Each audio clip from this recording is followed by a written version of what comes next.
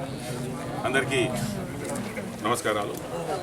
పెద్ద ఎత్తున అంటే 80% సబ్సిడీ కొన్ని ప్రాంతాలు అందరికీ నమస్కారాలు.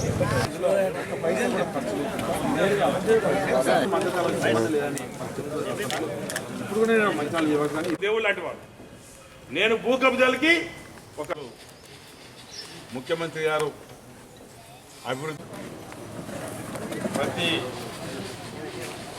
శాసనసభ